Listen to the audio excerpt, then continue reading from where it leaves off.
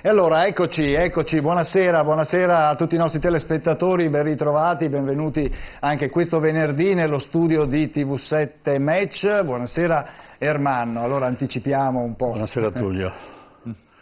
Allora, la premessa è intanto un fenomeno nuovo, ma diciamo che poi si sta ripetendo nel tempo, è quello delle cosiddette sardine, che è un fenomeno improvvisamente scoppiato a Bologna e poi diffuso in tutta Italia, che ci porta a scoprire chiamiamolo un movimento, perché ormai la denominazione non è ormai identificabile come, comunque nasce improvvisamente, probabilmente anzi tramite la rete, questa aggregazione per manifestare una forma di antipartitismo.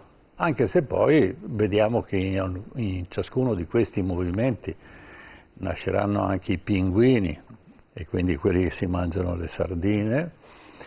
C'è un movimento che parte dal basso e non parte più dall'alto.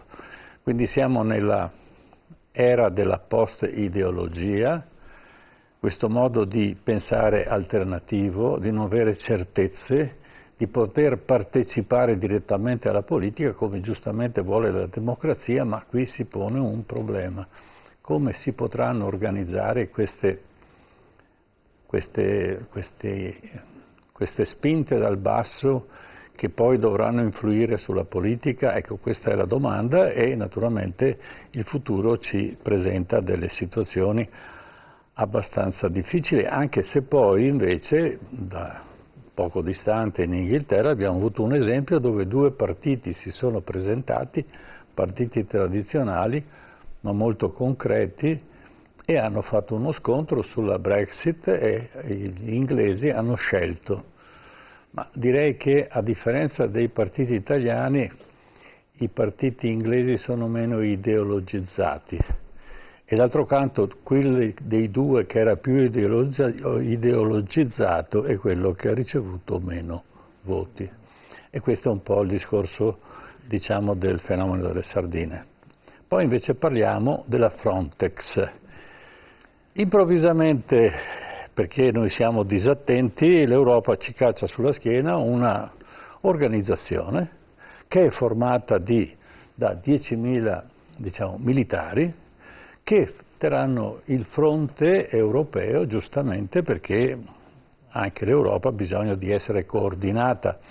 Ma ci troviamo di fronte allo stesso fenomeno di cui abbiamo parlato la settimana scorsa, il Salva Stati.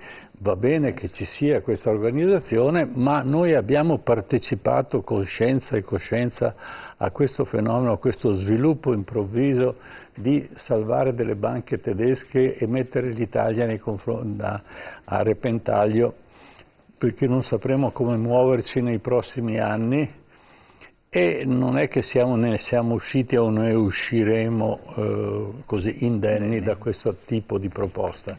Allora diciamo che c'è un'Europa distante dai cittadini. Se abbiamo da una parte le sardine che vogliono partecipare alla politica italiana, dall'altra parte abbiamo un'Europa che decide in barba a quelle che sono le istanze dei cittadini italiani e di tutta Europa. Quindi stiamo formando un grande impero dove i sudditi subiranno le iniziative di pochi. E di questo ne parleremo anche. Certo, questo è il tema della prima parte di TV7 Match. Allora io presento velocemente gli ospiti. Buonasera Fabio Ballestriero, segretario regionale del Sindacato Autonomo di Polizia.